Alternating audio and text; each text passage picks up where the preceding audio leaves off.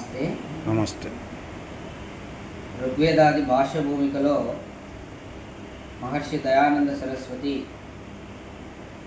ప్రార్థన ఎలా చేయాలి, వేదములో పరమేశ్వరుడు ప్రార్థన మానవులు భగవంతుని ఎలా ప్రార్థించాలి, ఏమి కోరాలి, ఈ యొక్క విద్య గురించి చెప్పాడు. ఆ యొక్క విద్య ప్రార్థనా విద్యలో ఈ మంత్రాన్ని ప్రమాణం చూపించి తెలియజేస్తున్నాడు. స్థిరావహ సంత్వాయుధ పరానుదేవీలు ఉత ప్రతిష్ఖభే యుష్కాకమస్తు తవీసి పనీయసి మా మర్త్యస్య మాయినః. ఋగ్వేదంలో నుంచి ఈ మంత్రాన్ని తీసుకొని మనం భగవంతుని ప్రార్థన చేసే విషయం తెలియజేస్తున్నాడు. అందరూ శ్రద్ధగా వినండి. ఈ మంత్రంలో ఈశ్వరుడు మానవులకు ఆశీర్వదించుచున్నాడు. ఓ మానవులారా, మీరు నిరంతరము ఉత్తమ బలము కలిగి ఉండు. మీరందరూ మానవులందరూ ఎప్పుడూ ఉత్తమమైన బలవంతులు కలిగి ఉండండి. మీ ఆగ్నేయాది అస్త్రములు, శతఘ్నులు, భుషండులు, తుపాకులు, ధనుర్బాణములు మున్నగు శస్త్రములన్నీ స్థిరముల అగుగాక.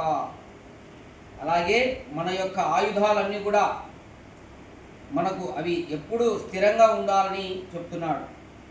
అట్లే నా కృప వలన మీ అస్త్రశస్త్రములన్నీ శత్రువులను జయింపదగినవిగా ఉండునుగాక.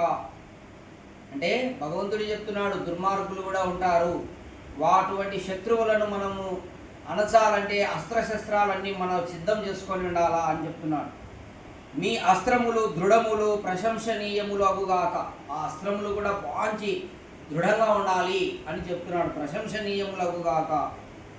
మీ అస్త్రశస్త్రములు దుష్ట శత్రువుల సేనల వేగము అడ్డగింప సమర్థములగుగాక. అంటే మన అస్త్రశస్త్రాలు ఎలా ఉండాలనేది కూడా పరమేశ్వరుడు చెప్తున్నాడు. ఆ యొక్క దుష్ట సేనలు, ఆ శత్రువులు మన మీద దాడికి వచ్చినప్పుడు వాళ్ళ యొక్క అస్త్రశస్త్రాలను అడ్డగించేవిగా ఉండుగాక. అంటే పరమేశ్వరుడు ఎప్పుడు కూడా ధర్మం పట్లే ఉంటాడనేది ఈ మంత్రం చెప్తుంది. మీ సేనయు ప్రశంసాపత్ర పాత్రము అగుగాక. అలాగే అస్త్రశస్త్రాలే కాకుండా మన యొక్క సేనాపతి కూడా ప్రశంసా పాత్రము అగుగాక. అందువలన మీ బలము అఖండితమై చక్రవర్తి రాజ్యము స్థిరముగా ఉండుగాక. అంటే పరమేశ్వరుడు కోరుకునేది ఏమిటి? మానవులను ఉద్దేశించి చక్రవర్తి రాజ్యం ఏర్పడాలని భగవంతుని కోరిక.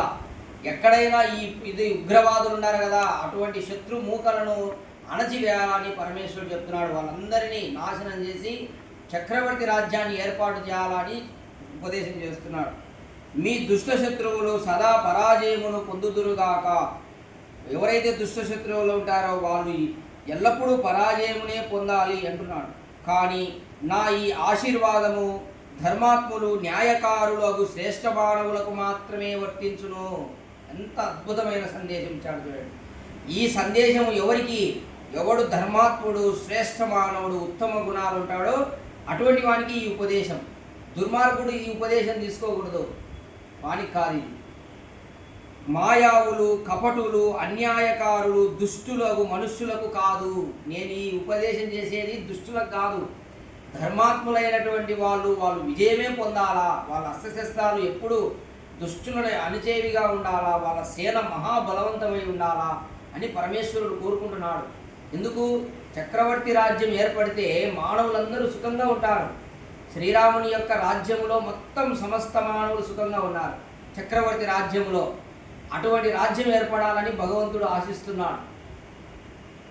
వారు సదా పరాజయమునే పొందుదురుగాక. ఎవరు? అన్యాయకారులు, దుష్టులు ఎల్లప్పుడూ పరాజయమే పొందాలంటున్నాడు పరమేశ్వరుడు. వాళ్ళకు గెలుపు అనేది లేదు.